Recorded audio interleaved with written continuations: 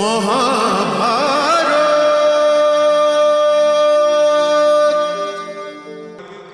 মিত্রতার অধিকার না উল্লেখ করে তুমি যা ইচ্ছা হয় চাও। তুমি তো ব্রাহ্মণ, আমি তোমায় নিরাশ করব না। ছোটবেলার কথা ভুলে যাও।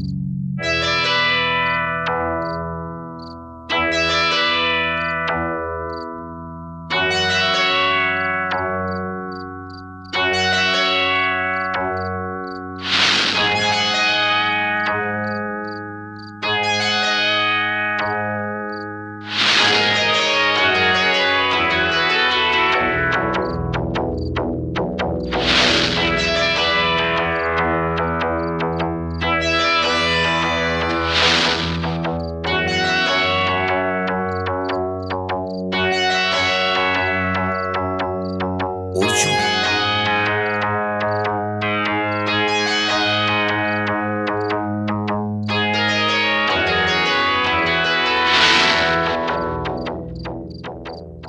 অর্জুন, গুরুদেব, আমি তো তোমায় এখনো এই শিক্ষা দিইনি। শিক্ষা তো আপনিই আমায় দিয়েছেন গুরুদেব, কিন্তু প্রেরণা ভীমদাদার রুচি থেকে পেয়েছি। কেমন রুচি? যা উনি খাবারের মধ্যে পেয়ে থাকেন। আমি দেখলাম যে উনি অন্ধকারে বসে খাচ্ছিলেন, আর ওনার হাত মুখে যেতে একবারও লক্ষ্যচ্যুত হলো না। আমি জিজ্ঞাসা করলাম যে এটা সম্ভব কি করে, তো উনি বললেন যে হাতেদের কাছেও চোখ থাকে।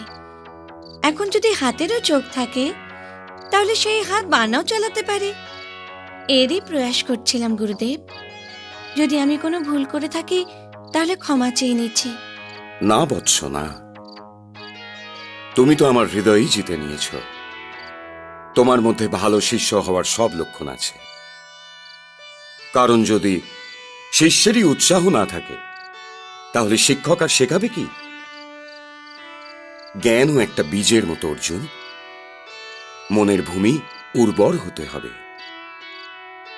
অর্জুন, আমি তোমার মধ্যে এক মহান যোদ্ধা হওয়ার সব লক্ষণ দেখতে পাচ্ছি। আমি তোমায় সর্বশ্রেষ্ঠ ধনুর্ধারী অবশ্যই তৈরি করব, আর ব্রহ্মশাস্ত্রের বরদানও দেব।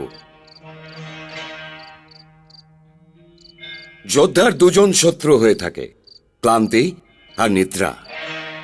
আর তার দুজন মিত্রও আছে, পরিশ্রম আর সাবধান। মহাভারত।